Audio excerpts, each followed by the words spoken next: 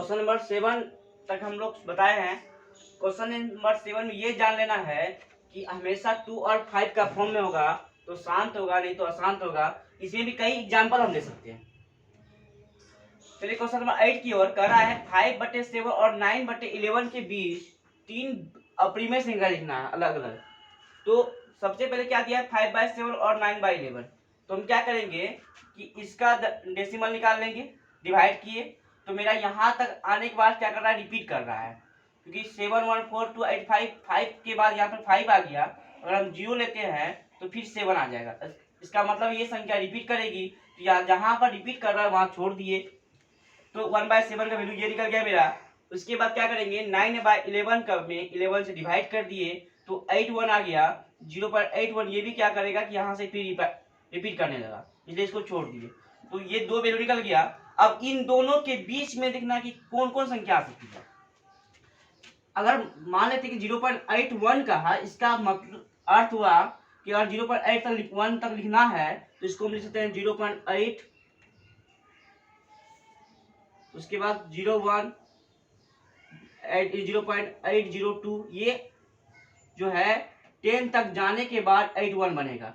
तो हम क्या करते हैं इन दोनों के बीच में संख्याएं जो आएगी, तो 7 1 है तो हम ये हाँ 7 2 ले सकते हैं। इन दोनों के बीच में 7 2 0 फिर 7 2 0। तो अप्रीमेय संख्या कर रही है, अगर हम 7 2 देते तो रिपीट करता तो क्या होगा, यह शांत हो जाता। लेकिन मांग रहा है अशांत, तो हम क्या करेंगे रिपीट करने के लिए हम 0 संख्या बढ़ा देते हैं तो ये अशांत करा जाएगा। उसके बाद फिर दूसरा संख्या ले लिए हैं 0.747576, यहाँ भी रिपीट नहीं कर रही है तो ये भी आसान हो जाएगा। और फिर जो है हमको 81 के बीच में लेना है, यानी इन दोनों के बीच में लेना है, तो तीसरा संख्या ले लिए 0.80 800 800। उसके बाद क्या है कि हम इसके अलग एग्जाम्पल भी ले सकते हैं। जैसे 7 1 बोला तो 7 1 के बाद 7 2 लिए तो हम 7 3 भी ले सकते थे।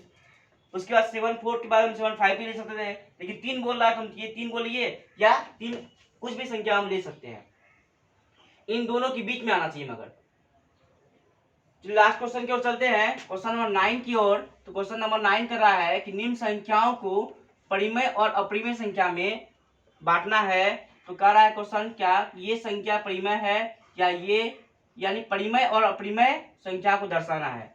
तो परिमेय और अपरिमेय का हम पहचान बताए थे पहला ही चैप्टर में 1.1 में। तो क्या बताए थे कि कोई भी संख्या अगर रूट में हो और उसकी वर्गमूल निकल जाए तो परिमेय होगा। लेकिन यहाँ क्या रूट 23 है तो इसका वर्गमूल नहीं निकल रहा है, ये क्या हो जाएगा तब अपरिमेय हो जाएगा। इसके बाद दूसरा क्वेश्चन है √225 यानी 225 है, तो इसका तो वर्गमूल क्या आ रहा है 15 आ रहा है, तो क्या आ जाएगा यह परिमेय हो जाएगा। और यहाँ देख रहे हैं क्या कि पॉइंट भी दिया हुआ है। तो ये भी हम बताए थे कि जब दशमलव में हो और दशमलव में होने के बाद पूर्ण रूप से विभाजित हो, यानी संख्या रिपीट नहीं करती हो और ना ही डॉट लाइन हो, तो क्या कहलाएगा परिमेय कहलाएगा। ये बी परिमेय है। इसके बाद चलते इसकी ओर, ये क्या है 7.478 यानी क्या हो रहा है कि 478 जो है ये रिपीट कर रहा है।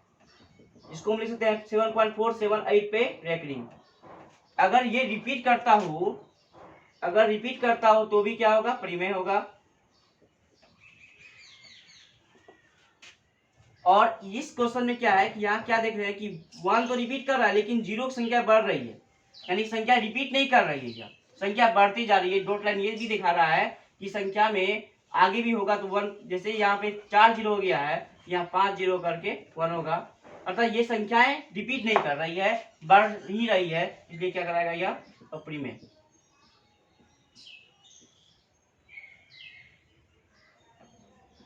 यानी परिमेय और अप्रिमेय संख्या का लेसन यहाँ तक ही सॉल्व नहीं हुआ है, आगे भी हम जानेंगे।